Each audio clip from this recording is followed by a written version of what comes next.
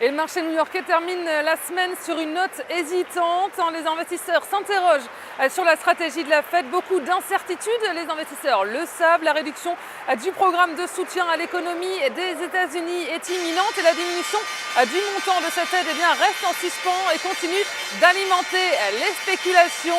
Et les États-Unis étaient en première ligne aujourd'hui. Les marchés ont décortiqué de nouvelles statistiques qui ont déçu.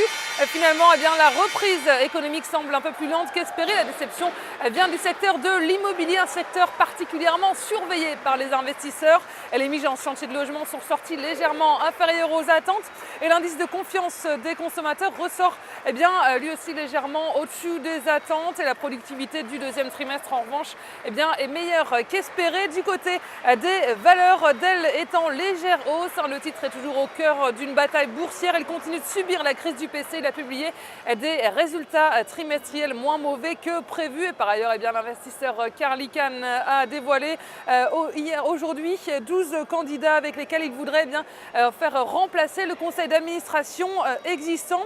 Bref, les risques sont limités sur la place new-yorkaise et le doute persistant des investisseurs sur la stratégie de la Fed profite aux billets verts. Bien clairement, sur le marché des devises, cela se traduit par une baisse de l'euro face au dollar à 1,33 $34.